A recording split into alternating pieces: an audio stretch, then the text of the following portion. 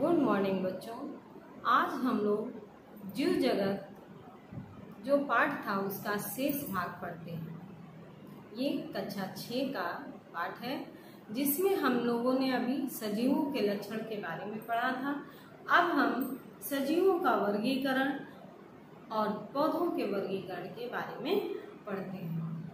तो उम्मीद है आप लोगों को ये बहुत ही अच्छा लगेगा।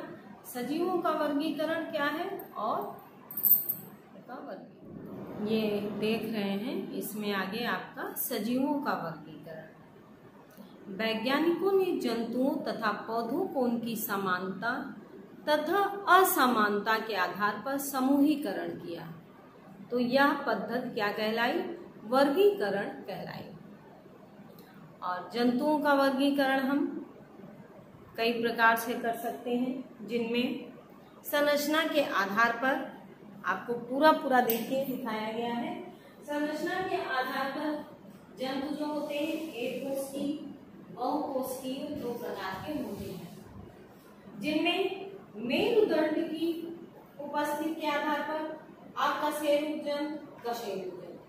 अकशेरुक जंतु वे जंतु होते हैं जिनमें रीढ़ की हड्डी नहीं पाई जाती है। कशेरुक जंतु वे हैं जिनमें रीढ़ की हड्डी पाई जाती है। प्रजनन विधि के आधार पर अंडयुज, जरायुज। अंडयुज का मतलब जो जंतु अंडे देते हैं तथा जरायुज का मतलब होता है जो जंतु बच्चे देते हैं। अगला है वास स्थान के आधार पर। वास स्थान के आधार पर जलीय, स्थलीय तथा वायवीय, ये तीन प्रकार से बांटा गया है। जलीय जो जल में रहने वाले जंतु हैं, मछली है, सांप है। स्थलीय जंतु कुत्ता, बिल्ली, बकरी। वायवीय जंतु जो आसमान में उड़ने वाले जंतु होते हैं वो वायवीय होते हैं। और इनके अलावा एक नाम आता है उभयचर यानी एम्फीबियंस। उभयचर जंतु मेढक तथा कछुआ। उभयचर जंतु वे जंतु होते हैं जो स्थल तथा जल दोनों में पाए जाते हैं। इनमें ये आपको कुछ चित्र बनाए गए हैं, इनको जरा ध्यान से देखिए।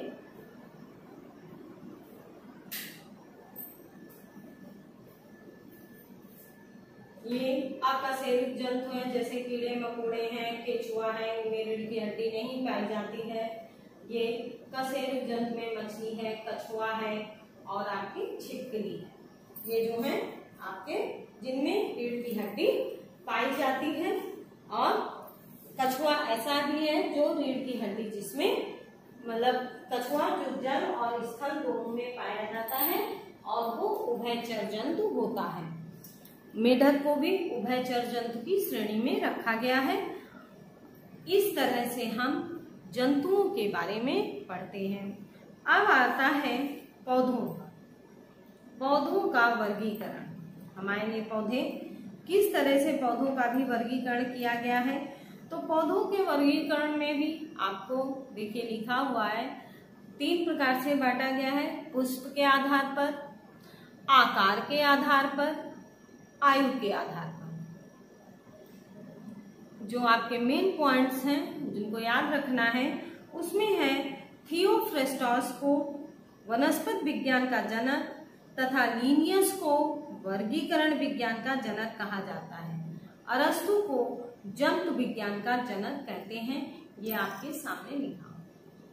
अब पौधों के वर्गीकरण का पहला पॉइंट हम देखते हैं पुष्प के आधार पर। पुष्प के आधार पर पौधों को दो भागों में बांटा गया है, पुष्पी पौधे तथा अपुष्पी पौधे। ये है पुष्पी पौधे तथा अपुष्पी पौधे। पुष्पी पौधे, इन पौधों में पुष्प यानी फूल, फल लगते हैं। ये पूर्ण रूप से विकसित पौधे होते हैं। इनमें जड़, तना तथा पत्ती स्पष्ट दिखाई देती है, जैसे गुलाब, सूरजमुखी आदि। जो भी फूल होते हैं, जड़, तना, पत्ती पाई जाती है, वो सब में ये पौधे आते हैं। अपुष्पी पौधे, अपुष्पी से आपका हिंदी में अर्थ निकल रहा। अपुष्पी यानी जिनमें पुष्प नहीं होते हैं, जड़, तना तथा पत्ती भी नहीं पाई जाती है। इनमें वंश वृद्धि यानी ये जो बढ़ते हैं बीजाणु धानुओं में उत्पन्न बीजाणुओं द्वारा इनकी वंश वृद्धि होती है, जैसे कवक, शैवाल तथा मांस और फर्न आदि के पौधे हैं। इनको आपको इसमें चित्र द्वारा ही बताया गया है। मांस तथा फर्न इसके प्रमुख सदस्य हैं। मांस एक पौधा है जो वर्षा ऋतु में दीवारों पर हरी मखमल के रूप में उगाता है। शैवाल और कवक का भी आप जानते होंगे। कवक जो है बरसात के मौसम में गंदगी जगहों पर जो छत्ते के समान बन जाते हैं, ये हमें कवक के रूप में रहते हैं। अगला है आकार के आधार पर। आकार के आधार पर पुष्पी पौधों को छोटे या बड़े जो होते हैं उस आधार पर 3 श्रेणियों में बांटा गया है। 3 श्रेणियां आपके सामने हैं, साग, झाड़ी तथा वृक्ष। साग यानी जो छोटे छोटे एकदम से होते हैं, ये 1 मीटर से कम नाप के छोटे पौधे होते हैं। इनका तना कोमल, पतला तथा कमजोर होता है, जैसे मक्का, मटर, पालक आदि। झाड़ी 1 से 3 मीटर की औसत ऊंचाई वाले कठोर या मजबूत पौधे होते हैं। इनका मुख्य तना स्पष्ट नहीं होता है। ये अधिक शाखित होते हैं और आपस में उलझ भी जाते हैं, जैसे गुलाब, करौंदा, गुड़हल आदि। वृक्ष 3 मीटर से अधिक लंबे होते हैं। इनका तना मोटा, काष्ठीय, शाखित, बेलनाकार, बहुभुजाकार, जैसे नीम, आम, चीड़, बड़े बड़े जो पेड़ होते हैं वो हमारे वृक्ष की श्रेणी में आते हैं। अब हम बांटते हैं पौधों को आयु के आधार पर।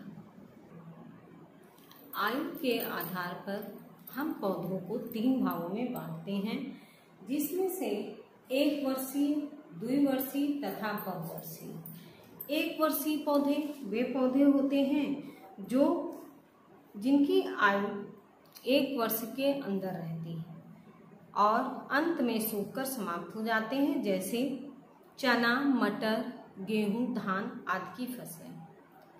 2 वर्षीय पौधे वे पौधे होते हैं जो 2 वर्ष के अंदर ही अपना जीवन चक्र पूरा करते हैं और पहले वर्ष में पौधे में जड़ तथा तना पत्तियां होती हैं। द्वितीय वर्ष में पुष्प तथा फल और बीजों का निर्माण होता है। ऐसे पौधे बहुत ही कम होते हैं, जैसे उदाहरण केला। बहुवर्षीय पौधों में ये पौधे कई वर्ष तक जीवित रहते हैं। संपूर्ण जीवन काल में फूल और फल लगते रहते हैं। ये साग, झाड़ी या वृक्ष तीनों तरह के पौधे पाए जाते हैं। उदाहरण दूब घास, गुलाब, आम, कटहल आदि। ये तो हो गए हम पौधों का वर्गीकरण। अब आते हैं पौधों के विभिन्न भागों की संरचना एवं कार्य। पौधों के विभिन्न भागों की संरचना के लिए पूरा देखिए एक चित्र बना हुआ है, जिसमें पौधों के विभिन्न भाग, या सारे बच्चे जानते होंगे पौधों में कौन कौन से भाग होते हैं। पौधों के भाग में अगर आप देखिए तो जमीन के अंदर जो होता है वो जड़ है। जमीन के ऊपर तना, पत्ती, फल, फूल, ये सारे जो होते हैं हमारे एक पौधे के भाग होते हैं। यदि पूरा पौधा आप कोई एक देखिए छोटा किसी फूल वाले को, तो उसमें आपको ये सब दिखाई दे जाएंगे। तो पौधों के जो एक पूरा पौधा होता है वो जड़, तना, पत्ती तथा फूल आदि से मिलकर बना होता है। ये मिलकर पूर्ण एक पौधा बनाते हैं। पौधों के जमीन के अंदर के भाग को जड़ तंत्र तथा जमीन के बाहर वाले ऊपर वाले भाग को प्ररोह तंत्र कहते हैं। अब जड़ के बारे में हम पढ़ते हैं, जो जमीन के अंदर का भाग है। पौधे जड़ द्वारा जमीन पर खड़े रहते हैं। अपने वातावरण में पाए जाने वाले कुछ पौधे चना, मटर, घास, यदि आप उखाड़ कर देखिए तो आप क्या देखते हैं। चना मटर की जड़ मोटी होती है, एक उसमें पतली सी प्राथमिक जड़, मुख्य जड़ निकलती है। यदि घास की जड़ आप निकाल कर देखते हैं तो वो गुच्छे जैसी होती है। तो इस प्रकार जड़ें कितने प्रकार की हो गई? 2 प्रकार की, मूसला जड़ तथा अपस्थानिक जड़। मूसला जड़ में जो एक मुख्य जड़ आती है उसके अगल बगल कई शाखाएं निकली होती है, वो मूसला जड़ है। और मूसला जड़ में प्राथमिक जड़ और मुख्य जड़ होती हैं और इन्हें पुनः निकलने वाली शाखाओं को तृतीयक जड़ें भी कहते हैं। ये जमीन में गहराई तक जाती हैं और मिट्टी में फैलकर पौधों को मजबूती से पकड़े रहती, जैसे चना, मटर, सेम आदि। अपस्थानिक जड़ जो होती हैं गेहूं, धान तथा मक्के आदि में पाई जाती हैं। इनके बीजों से निकले मूलांकुर की वृद्धि कुछ लंबाई के बाद रुक जाती है। तने के आधार से अनेक शाखाएं निकलती हैं। इन्हें हम अपस्थानिक जड़ या छगड़ा जड़ भी कहते हैं। ये पौधे को भूमि में स्थिर रखती हैं।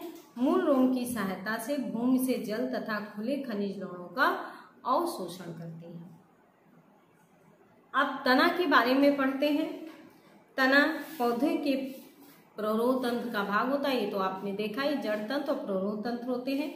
इसे हम स्तंभ भी कहते हैं। कोमल भी होते हैं, कठोर भी होते हैं। तने में गांठ जैसी जो संरचनाएं होती हैं उन्हें हम पर्व संधि भी कहते हैं। गन्ना यदि आप लोगों ने देखा होगा तो गन्ने में कई कई गांठें होती हैं, उन्हें हम पर्व संधि कहते हैं। पेड़ पौधों में पत्तियों तक पानी तथा खनिज लवण पहुंचाने की एक निश्चित व्यवस्था होती है। इसमें तने में पतली पतली नलियां होती हैं जिनका संबंध जड़ों से होता है। तनों के द्वारा जड़ों से पत्तियों तक जल का संवहन होता है। तने की शाखाओं पर पत्तियां इस प्रकार व्यवस्थित होती हैं कि प्रत्येक पत्ती को सूर्य का प्रकाश मिल सके। तना जल एवं खनिज पदार्थों के संवहन और भोजन स्थानांतरण का कार्य करता है। पत्ती की संरचना देखिए, आपके ब्लैक बोर्ड में बनी हुई है। पत्तियां प्रायः हरे रंग की होती हैं और पत्तियों का वह भाग जिसमें तने से लगी होती है उसे पर्णाधार कहते हैं और पत्ती का चपटा भाग पर्णफलक कहलाता है और डंठल नुमा संरचना जो होती है उसे पर्णप्रंथ कहते हैं। ऊपर की सतह चिकनी होती है, नीचे की सतह खुरदुरी होती है और नीचे ही उसमें सिराओं का जाल फैला होता है। यदि ध्यान से देखते हैं तो पत्तियों में ही रंध्र पाए जाते हैं और सिराओं का जाल पत्तियों द्वारा बने भोजन को पौधों के तने तक पहुंचाने का कार्य करते हैं। पत्तियां श्वसन, वाष्पोत्सर्जन तथा प्रकाश संश्लेषण में महत्वपूर्ण भूमिका निभाती हैं। फूल भी देखिए बना हुआ है जिसमें दल, वर्तिकाग्र, वर्तिका, पुंकेसर, अंडाशय, बाह्यदल ये संरचनाएं सब फूल की भाग होती हैं और फूल ही पौधे के जनन अंग होते हैं। इन्हीं से फल बनते हैं और फल से बीज बनता है। बीज ही अंकुरित होकर नन्हे पौधे का रूप लेती है। पौधों के विभिन्न अंगों का रूपांतरण। पौधों के विभिन्न अंगों में भोजन संग्रह के लिए जड़ों का रूपांतरण होता है। जड़ों में कुछ गाजर, मूली, सलजम, चुकंदर आदि देखा होगा। अंकुरण से बने जड़ तंत्र का अध्ययन करें तो क्या देखते हैं, इसमें प्राथमिक जड़ दिखाई देती हैं और जो शंख रूपी होती हैं, कुछ कुंभ रूपी होती हैं और मूली की जड़ ऊपर तथा नीचे दोनों ही पतली हो जाती है, इसे तर्क रूपी कहते हैं। सलजम की जड़ एक घड़े जैसी होती हैं जिसे कुंभ रूपी कहते हैं। मूली, गाजर, सलजम, शकरकंद आदि की जड़ों को हम खाते हैं। इनकी पत्तियों द्वारा बनाया गया भोजन इनमें इकट्ठा होता है। पौधे स्वयं भी प्रतिकूल परिस्थितियों में संचित इस भोजन को खाते हैं, उपयोग करते हैं। तनों में रूपांतरण, आलू, अदरक तथा घुइयां, इनका यदि आप देखते हैं तो क्या देखते हैं कि भोजन एकत्रीकरण के कारण ये तने के सिरे फूल जाते हैं और इन्हें हम स्तंभ कंद भी कहते हैं। इस तरह ये सभी भूमिगत तनों के रूपांतरण होते हैं। तने को सहारा देने वालों में मक्का, गन्ना, बरगद आदि की जड़ें विशेष रूप से मजबूत तथा मोटी होकर तने को सहारा देती हैं। आरोहण के लिए तरोई, लौकी, कद्दू आदि जो होते हैं, इनके पतले धागेनुमा संरचनाएं इन्हें हम प्रतान कहते हैं। ये आधार के चारों ओर लिपटकर आरोहण में सहायता करते हैं। अंगूर, मटर आदि। तो इस तरह से हमारा जीव जगत का पूरा पाठ खत्म होता है और इसकी एक्सरसाइज भी आप इसी के द्वारा कर सकते हैं। आपको अच्छा लगे तो इस वीडियो को लाइक और सब्सक्राइब अवश्य करें। धन्यवाद।